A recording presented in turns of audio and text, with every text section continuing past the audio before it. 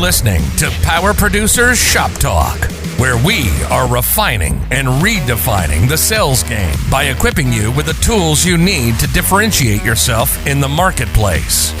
Well, it's like when we audit the mod with Mogic and give them the action items that they're going to use to lower their total cost of risk. Tactical skills that will help you provide deliverable value to your clients and prospects.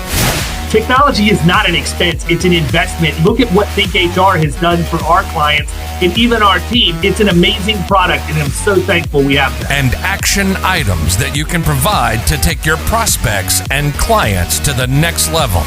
Things are changing for us in 2021. Not all big business anymore. Now that we have CoverWallet on our team, it's amazing that we're going to be able to write small business profitably. This is Power Producer Shop Talk. Production redefined. Are you ready to feel the power?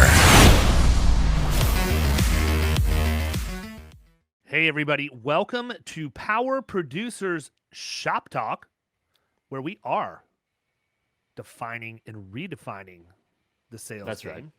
That's right. Today we are going to talk about your budget, and your budget specifically as it stands for the sales process, right? Okay. We talked about this a little bit before we started recording, and Which, by the way, usually never happens. I know, it's awesome. We are actually prepared. It's probably going to be the worst episode of Shop Talk ever. Yeah, but I mean, listen, man, I've been around agents and agency principals, and I'm going to go ahead and throw it out there. Guys, you're cheap, period. End of story. You don't want to spend the money. You think that it's an expense. You are making those dollar bills scream as they leave your hands. And unfortunately, because you have a scarcity mindset as opposed to an abundance mindset, you're actually costing yourself some significant top-line revenue, which would yield far more profit for you. So, I'm going to give it a couple examples of this, but you've seen it firsthand. I mean, you've seen at times, and from your situation, we've actually been able to get away with using company resources as opposed to having to pay for external third parties. So, I mean, there's a way to do that too. But what I'm talking about is this. You've got a middle market account. Whatever you define middle market to be, you have a middle market account. You're going after it, and you know you can drive a wedge, but you just can't get them across the finish line without a little razzle-dazzle, right? Positioning, whatever you want to call it. And, Kyle's laughed, and he'll laugh again because he laughs every time I talk about infrared thermal scanning of equipment, but it's something that not very many people know about. It's relevant if you're in a manufacturer, and honestly, it helps them with the submission to a carrier who can see that someone has come in and done this many times from a mechanical breakdown standpoint or whatever else.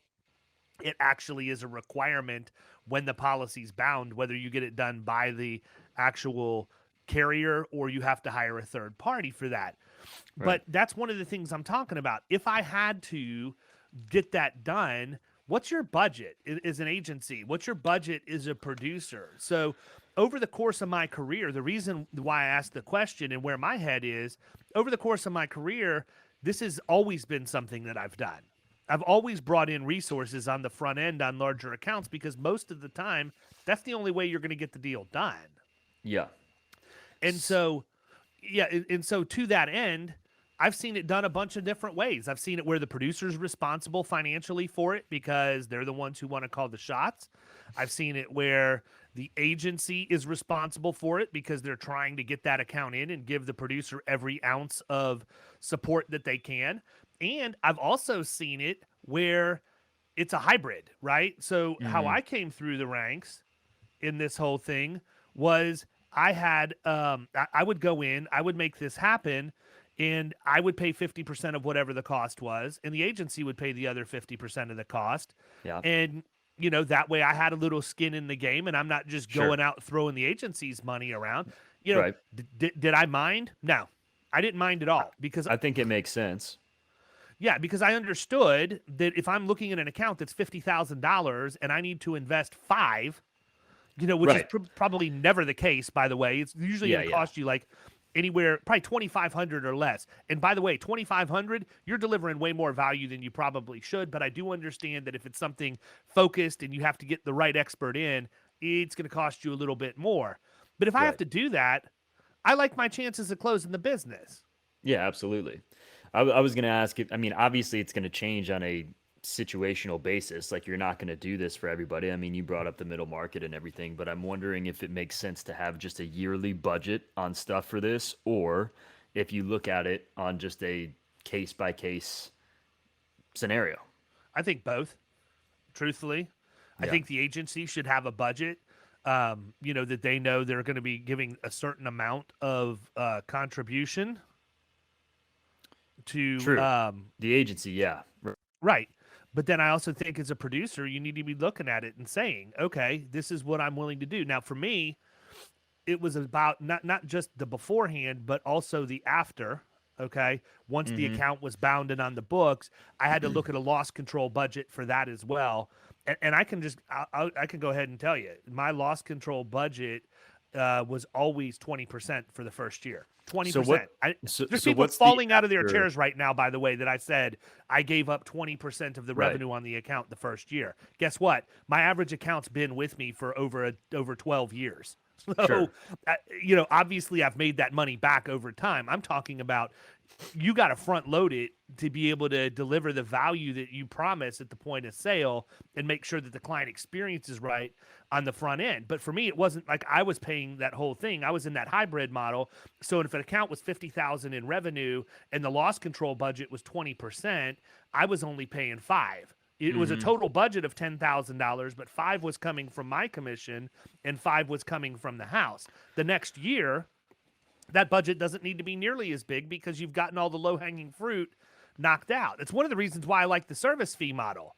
Because for those of you who are sitting here thinking, oh, this guy's nuts, I'm never giving up 20% of my commission. Guess what? I wasn't giving up commission. I was giving up fee. And you know what the fun fact is about a fee? You can make it whatever you want. So my personal compensation was never affected by what I made the loss control budget be, because I just raised the fee by enough to cover what I needed to make and make sure that we were collecting what we needed to collect. So I get the loss control stuff on the front end and your budget for that, but talk a little bit about some of the things that you are alluding to after the client is onboarded and everything, like what you're spending that loss control stuff on afterwards. Yeah, I mean, so I will bring in, it depends on what the issues are. Obviously, if we're leading with workers' comp, it's going to be one set of things. If we're leading with auto, it's going to be around fleet safety. If we're leading around property, it would be something completely different. But I mean, let's just take everything into one big bowl and throw it out there. You could see an account in Florida right now that's a middle market manufacturer that maybe the workers' comp is good but not great. I'm going to throw some loss control at that to have people go in and tighten up their programs, make sure there's, formalities in place and that there's metrics that they're measuring and all of that. I'll bring in a professional to do that, and then I'll supplement that with the visits from the actual carrier if the carriers ever get back to doing visits in person. But then that property also may have some issues with being highly protected risk. It may be, that there's a ton of inventory in there, the construction's awesome and all of that. I need to be able to articulate to an underwriter that this is HPR. I'll probably bring a guy like a Mark Suski from Jensen Hughes in to do risk engineering on the actual building. Just doing deflagrations everywhere. God, that guy, he is going to crush it. Master of deflagrations. Yeah, I don't even know. I still don't even know the proper way to pronounce that word, and I'm not going to try it because it'll be a train wreck. But I mean, yeah, you did actually. And then, maybe bring in a fleet safety expert or, whatever you're going to do. But you have to be, as the producer, this is why I think producers, by and large, need to remain engaged the entire lifespan of the account instead of walking away and letting the account manager handle it. My job isn't to do account manager related stuff. That's what account managers do, and they're much better at it than what I am. My job's to be the quarterback on the entire account, make sure the client experience is being delivered by the account manager, but also by setting up all of these things. And I mean, again, if we were to get into, really how I do this inside of Florida Risk in my personal book of business, this all gets formalized inside of the risk management action plan that we put in place when we first start on an engagement. So none of this is a surprise. We know what the budget is. We know who the players are. We know when we're going to deliver each of these things. And then we commit to all of that on the front end. and then we're held accountable over the course of the relationship to deliver those things. But then you can line item everything out.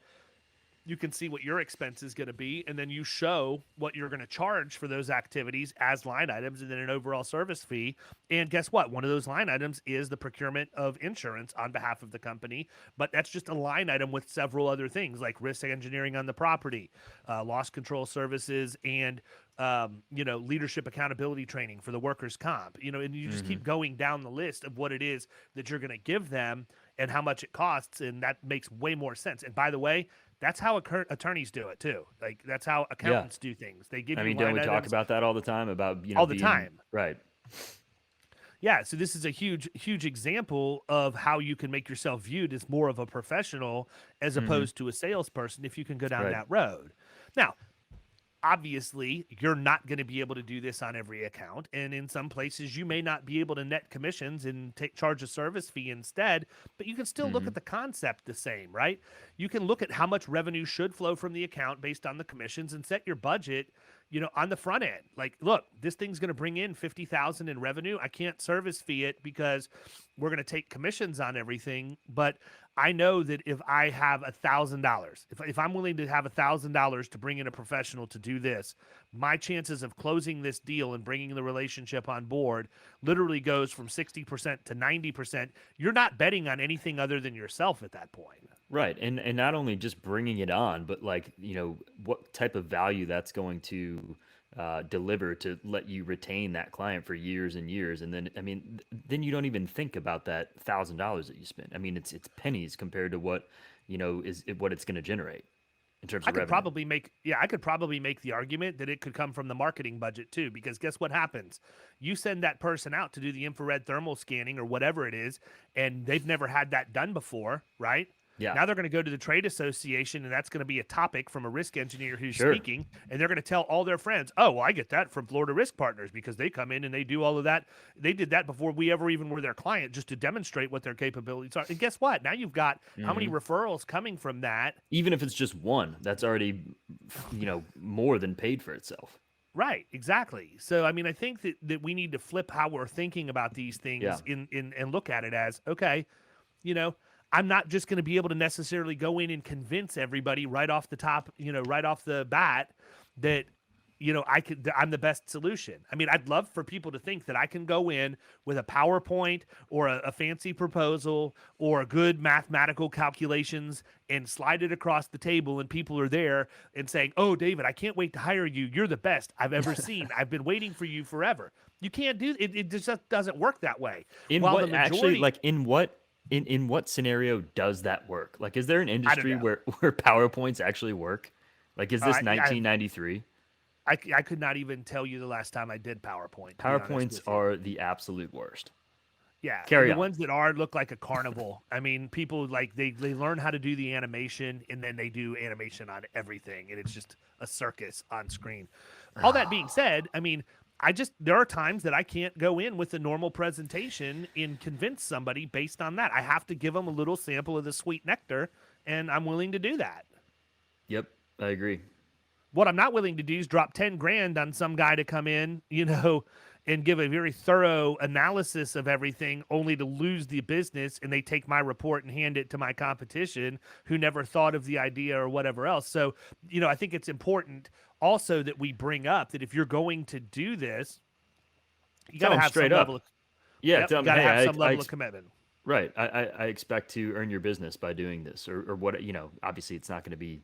Yeah, I tell them just very simply, listen, while it's not my habit to give away my entire value proposition pre-revenue in a relationship, I do want to have you take something for a test drive. I want you to take a walk through the park with us. If you like it, great. If you don't, that's fine. But I want you to know that if we bring the value that we articulate we're going to bring by doing this, I expect you to hire me at that point because I've brought a solution that you don't currently have. I understand that maybe you're a little bit leery because you've been promised things before and not gotten them, and you don't want to buy based on concept. You want to buy based on reality, and I'm ready to roll with that, right? And you're good to do that. Here's another thing, man. If you're a user of something like ThinkHR that you're already paying for, Why not, right? I mean, I talked about it on another podcast where we've got that account right now. It's 50 grand plus in revenue. I knew it wasn't going to go anywhere, so I told the HR manager, look, you got a lot of fires you're trying to put out. I got the tool. But I also understand that I can't get your attention right now to where you can make an educated decision to hire me so that I can give you that tool. So I want to get all the distractions off your plate. I'm going to give you the tool right now, and in 90 days, we'll follow up. Yep. Right?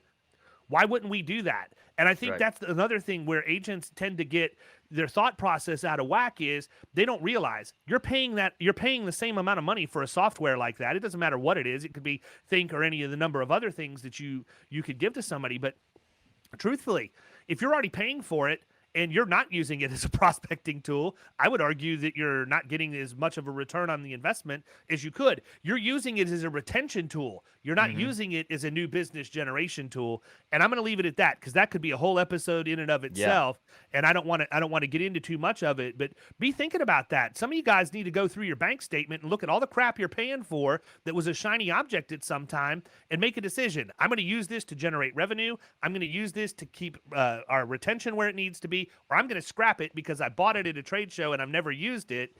But go through and do that because you're probably sitting on a lot of things that you thought was a good idea. You just need to go back and remind yourself why you thought it was a good idea and actually put it into practice, or get rid of it because it wasn't a good idea. Yep, I'm with you.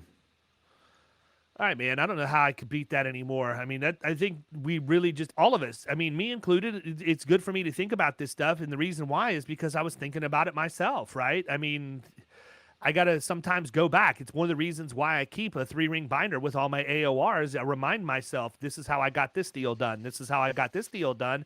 And I was actually thinking through some deals over the course of the last week or so. And that's one of the things that I was reminded of is, oh, wow, I was using some front-end stuff that I'm not using right now. Might not be a bad gig to go ahead and throw some of that in the mix again and see what happens. Yep. Because you know Marvin. Marvin's going to call him. I do know Marvin. Marvin has been blowing up my inbox, assigning every single company.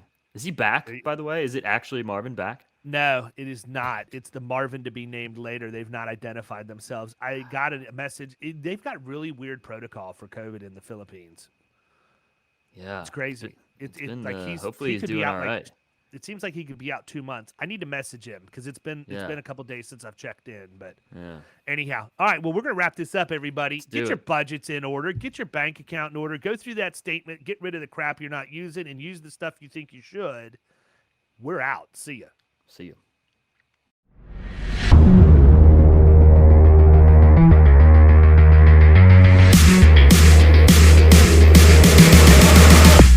You've been listening to Power Producers Shop Talk. You can follow us at the Power Producers Podcast on Facebook and Instagram. And if you want to take your game to the next level, check out our commercial insurance training course at killingcommercial.com or visit Amazon to pick up a copy of our international best-selling book, The Extra 2 Minutes.